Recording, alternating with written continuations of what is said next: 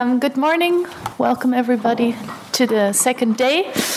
So a lot of you already know the Transit project, but some of you don't. So I'm going to give a very, very quick, short overview of the Transit project, and then Alex will say a bit more about where we stand with theory development, so that you have a bit of background of our conceptual development. So Transit is an abbreviation for Transformative Social Innovation Theory, and the names that you see here on this slide are the people that are present from the Transit project. Julia Wittmeier unfortunately couldn't be present, but she did lead on the paper that we will present later, so she's present in spirit. These are all the other researchers. This was our meeting in Brussels last year. So it's a 4-year project with 12 partners, about 35 researchers. We are developing a theory of transformative social innovation, and empirically we study 20 social innovation networks across Europe and Latin America. And I'll come back to that, but this is like in a nutshell. Our research aim is to develop a theory that is grounded and tested in empirical data and useful to both academics and practitioners, which is, of course, more easily said than done. With transformative social innovation, we mean a process by which social innovation contributes to societal transformation, addressing societal challenges. So our research question is, how, to what extent, and under which condition does social innovation contribute to societal transformation? And how are people empowered or disempowered in such processes, like we discussed yesterday, not to only look at the positive, happy side, but also the dark side? So underlying research questions is, how do we distinguish between different forms of change and innovation? And how does social innovation interact with other forms of more transformative change? So we have conceptualized, like in the literature, there's a lot of emphasis on social innovation in terms of a new social practice, changing social relations, as well as those that conceptualize it more as systemic change. We have conceptualized it as a change in social relations involving new ways of doing, organizing, knowing, and framing. And then transformative social innovation is social innovation that challenges the social context. So to visualize, if you have the social material context, which includes all sorts of dominant institutions, social innovation that challenges, alters, and replaces these dominant institutions, that's what we call a process of transformative social innovation. And then we look empirically at how all sorts of networks are working on trying to enable this dynamic. So we're looking at how initiatives who are involved in actors and have all sorts of, who are involved in networks and have all sorts of actors, are enabling this transformative social innovation process. And that's where we get into the concepts of agency and empowerment and disempowerment. So our research design to develop this theory is, first of all, to build on existing theories, obviously including transition research, but obviously also social theory, political theory. We then ground the theory in in-depth case studies. Then we test the theory in a more comparative meta-analysis. Then we adapt it, and then we also aim to develop a toolbox in which we try to synthesize our insights. So there's both a deductive and an inductive process. So far, we have 2 phases of empirical research. So far, we have looked at 12 transnational networks. We will come back to that. And we looked at these networks both at the transnational level as well as 2 local manifestations. So we looked at how they work at a global level as well as how they work at a local level. And the case study reports are online. Okay. Yeah. All right. Do you want to go into the next slide? Yes. Okay, we can go straight on to the next one. So, a major part of this project is about theory building. It's kind of quite unusual for the Commission to put out a call that is explicitly about developing a new theory. So it's quite a special opportunity for us. And when we wrote the research proposal for this money, we featured the multi-level perspective, the MLP, quite heavily. because that allowed us to put together a convincing story and a proposal, and also in our group of researchers, a consortium who wrote the proposal, we have some leading scholars in the transitions research community, so we were able to present a very credible case that we knew what we were talking about there, and we were lucky enough to get the research money. So then when it came to the kind of lead up to starting up the project and thinking about what we're actually going to do in practice, we kind of realized there was a general feeling and agreement in the project that it would be a missed opportunity if we spent 4 years just applying the MLP to civil society context and social innovation. So we felt that what we wanted to do with this 5 million euros and 4 years of research was to actually make a contribution to the science going beyond the MLP. And some of you in this room were at the IST Transitions Conference in Brighton a couple of weeks ago, and certainly there I got a feeling that a lot of the exciting stuff was people trying in different ways to see what was going to be the next step beyond the MLP. So transit is situating itself very much in that context. So then we were thinking about, well, how do we do that? You know, as you saw in Flora's slides, and as you all know, there's so many different areas of social science theory that we could be potentially trying to bring in to this topic of the conference, theories of change and sustainability transitions. So how do we make sense of that complexity of theories? Where would we start? And I can't, in the time we have, I can't possibly try to give a summary of our approach to theory building. So I just want to share with you one thing that we found useful as a starting point in our theory building project. And it started with this paper, which came out around the time that we were just gearing up to start the transit project. So it's by Raghu Garud and Joel Gaiman, came out in 2012 in Research Policy, and it's a paper called Meta-Theoretical Perspectives on Sustainability Journeys, Evolutionary, Relational and Durational. Many of you in the room will have read this paper, but a very simple summary. Essentially what they're doing is they're kind of pointing out that in the vast amount of research that's currently going on to study sustainability, sustainable innovation, sustainability journeys, social innovation for sustainability, you can kind of characterize different theoretical approaches. And these different theoretical approaches often result in confusion in the literature, conflicts between different research communities. So they try and make a contribution to that by characterizing an evolutionary perspective, and they give the multi-level perspective as an example there. Now there's a complication. 2 minutes. I have to take just a few more minutes then. I think the 15 minutes will have to hold. I need just a couple more minutes to explain this. So they characterize an evolutionary perspective, as in, for example, the MLP, a relational perspective, for example, actor network theory, and a durational perspective, by which they mean narrative-type approaches. And the argument that they construct in the paper is that if you kind of understand and are able to recognize these different contrasting meta-theoretical perspectives, then that frees you up to see where each has a role to play and how each can contribute in different ways, and in particular, how each can contribute at different stages of a sustainability journey. Okay, so next slide. So we found this very useful way of kind of making sense of the different theories that we could use as a starting point. And in particular, we were kind of characterizing relational approaches and the notion of co-production, by which we mean the idea of social reality arising through co-productive relations between actors. And relational co-productive approaches then tend to have a strong theoretical critique of the use of structuralist approaches, in general notions of structure, scale, levels, institutions. And then co-evolutionary approaches, which for us, and especially with the expertise that we had in our consortium, provides us with a ready-to-go method for analysing transformative change, but is less clear on microscale processes and on what it is that gives rise to interacting subsystems in the first place. And so next slide, Flor.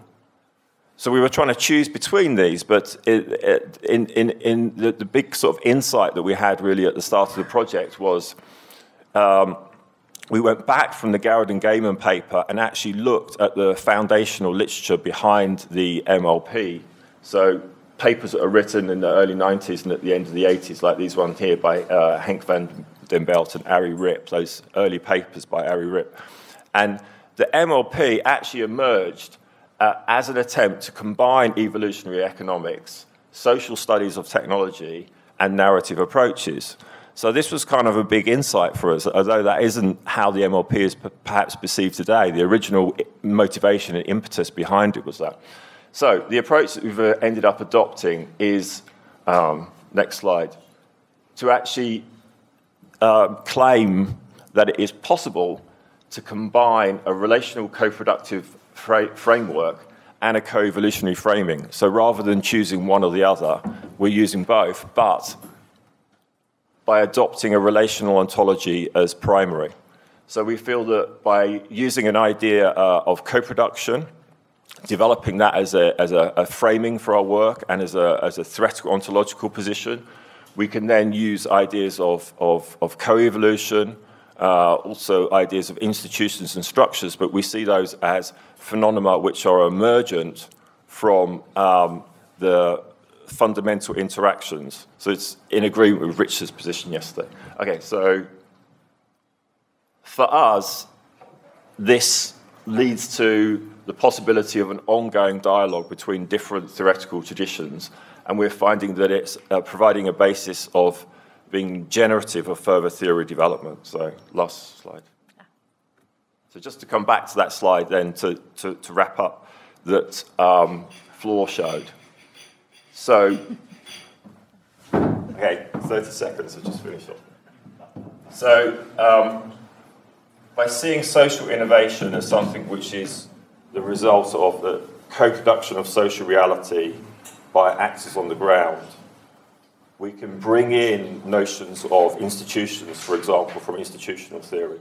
We can bring in notions of agency from social psychology, but we can also bring in ideas from social practice theory, but bring them into dialogue with each other around a relational ontology. And we are finding that that's providing us with a rich basis for developing theory about change in sustainability transitions in the project.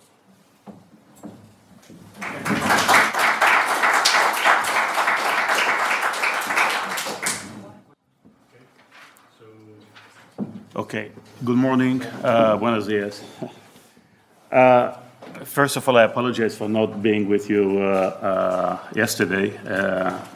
That's what happens sometimes when you're very active in many fields, and I keep on traveling, so I apologize. But I want to congratulate, the people that organized this, because I think it's a beautiful forum. Okay, not to learn so much, but to network and to know what other people are doing, because obviously in about 12 minutes, you cannot share everything that you've been doing.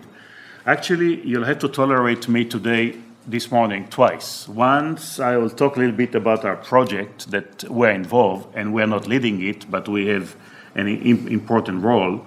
And the other one is to hear a little bit more about my personal ideas about how do I talk about change and what's my theory of change and how did I apply change in many organizations across the world, because mainly I work with organizations. And the last couple of years, we also talk about how do you change people at the individual level, not only organization. And I'll try to blend both theory and practice, how it is done.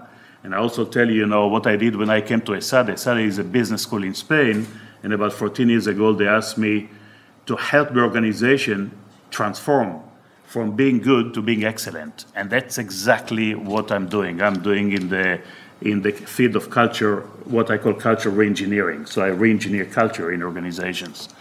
I personally, just to tell you, I'm Canadian. I spent many years teaching in the university. It's called McGill in Canada. And about 15 years ago, I joined a ESADE business school in Barcelona. And as of yesterday, I also assume a new role, which is the interface between theory and practice, because in ESADE I'm the future of work chair, so we talk a little bit about the future. So I don't have any crystal ball, and I'm not a prophet, but we're still developing all kind of simulation models about how the future will look like, because one of my theory, my underlying assumption is that we are not preparing our students for the world of Tomorrowland. Maybe we're preparing them for the world of today, at the most, but many of us are still preparing them for the world of yesterday. So that's what I'm going to talk later on. Now, I think the EUInnovate project, and I brought a brochure. You have much more information, much more. It's in the back. I bought it this morning. It's a project that is coordinated by a number of universities, and I have to tell you that it is very well coordinated. I love to be coordinated by people that are German, I have to tell you. They're very disciplined, they're very methodological, and they don't really allow what I'm used to, because I live in Spain right now, 14 years. I call it the strike of a little bit of anarchy. It's an organized anarchy, that leaves you a lot of flexibility. That's what we call the Mediterranean. I can see the commission over there, the Italian, the French, the South Mediterranean. There is a strike of organized anarchy that is sometimes needed in what we call disruptive innovation, right? Some innovations are disruptive. But for this mega project, we really need a lot of coordination. Because I think the unique feature of the model, we all talk about the future, we all talk about lifestyle in Europe in the year 2050. I think the big focus in this project is on user innovation. To what extent innovations come from the user perspective. So the key words in this project are obviously sustainability, entrepreneurship, innovation, and lifestyle. So the project concentrates in 4 areas, and you can see the consortium here. We were one of the latecomers, I have to tell you, to the project, because without getting into details, one of the partners withdrew at the last minute, so they got stuck. And because I run the Future of Work chair that concentrate not necessarily on lifestyle, but more on work setting, they thought that maybe we can add values, and I'm very happy that we decided to join, and we are full-fledged partners in this project. The project has many aspects.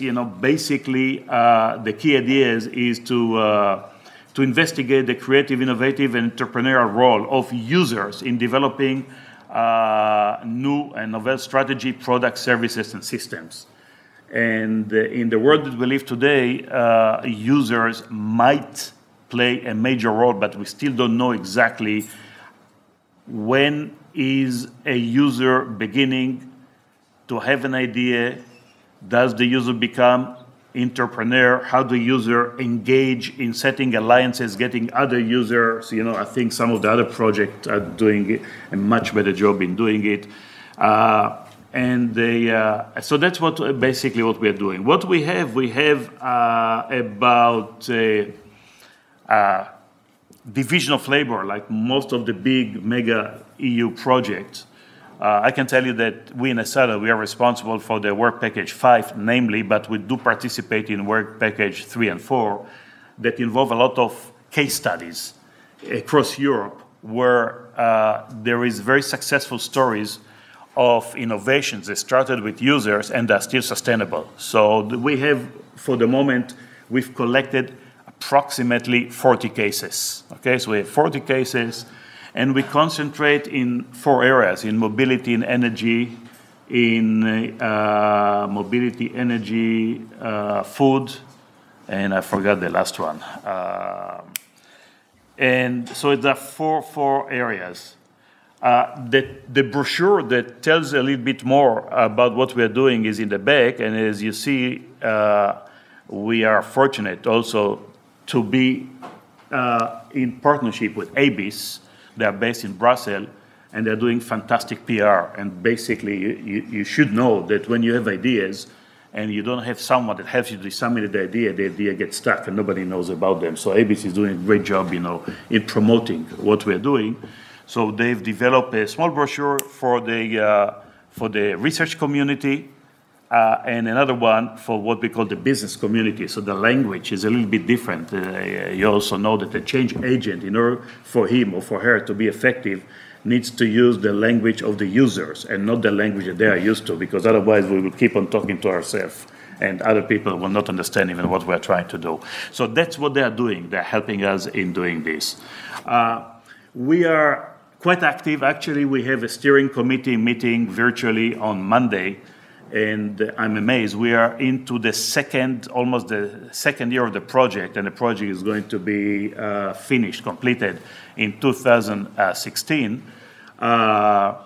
We are very active in research because there is very interesting production output, publications.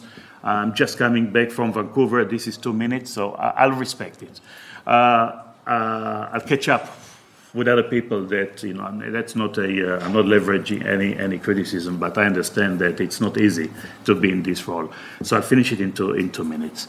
The other information will be available for you. I think it's a very interesting project. The output is being disseminated both in journals or articles, in articles that are not journal but very widely spread. I just published a paper in a journal that's called the European Business Review. It's not a research paper, but I get more feedback and more query from people about publications that are not necessarily in the scientific field, in the research field, than the 300-400 people that read the scientific journals. So I'm not trying to downroll the role of the play of scientific journals, but I think we should try and reach other communities, because otherwise we'll keep on talking ourselves. This is just a message. If you have any questions, please feel comfortable to get in touch with me. I'll have my business cards, and we have it over there. If you have more particular questions about the project in general, I would encourage you to get in touch with Frank, because he really has a bird's view about everything everyone is doing, and I'm here for this part, for this morning, representing him. So I'm talking about the overall project. If you want to know more about what we are doing in terms of methodology, scenarios, and models that we're developing about predicting the future, this is Work Package 5. Then you have the 4 people that are in my team in ESADE. Some of them are experts in developing scenarios and models and predictions using different kind of paradigms. It's really an interesting science and art that we are trying to do. So, given that my time is up and I'm trying to live up to the time slot that I was allocated, I'll shut up. Thank you.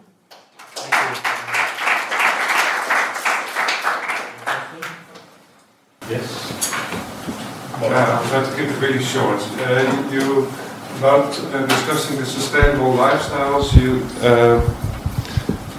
you talked a lot about users, and now people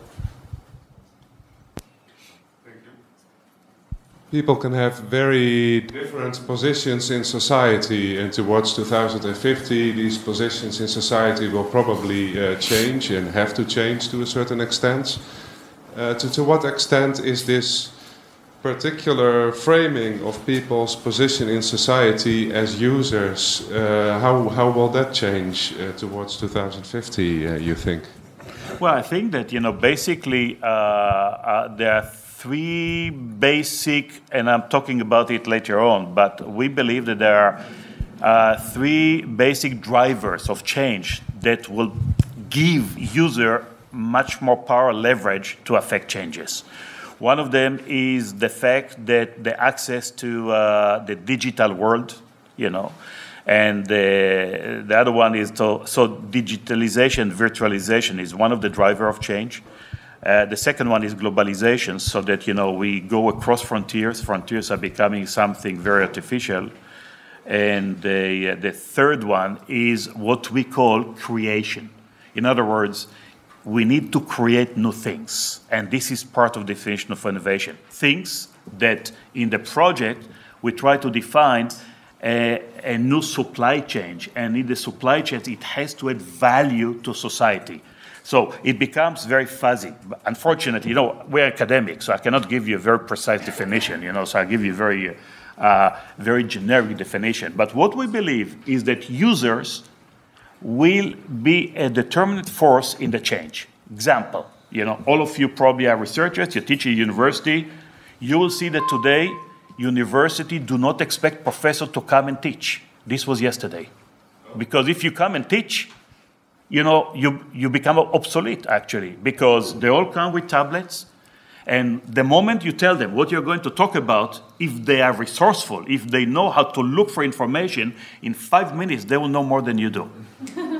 So there is a transformation. When I talked about ESADE classes without professor about 4 years ago, they thought that I'm crazy. Today, it's one of the most formidable classes. They are not professors, are facilitators. They don't come and teach because the students don't expect them. So they are users. They're users of education. They tell, don't come and teach me. Facilitate. Make sure that, whatever I have between the 2 years, okay, I can massage it a little bit. So teach me how to become resourceful. Did I give you an example? This is just one example, but I give you endless examples later on when I have a little bit more time in the second half. Is this okay? It's a very revealing example. Okay. Well, thank you. Any other question? Yes. Thing.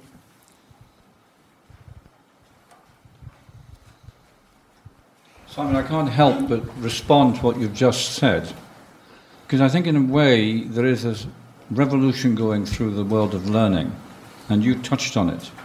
And I think we need to say a bit more about it and look at it in the context of all of these studies. The word I would use is ambassador rather than user. Okay. It's people who can Fine. not only communicate but also learn from each other. So the role of the faculty is to stimulate and to be part of the learning process. And Alex, bless him, was talking about the idea of co-learning. And these are the kinds of new ways in which we're operating with the iPhone Absolutely. and so on.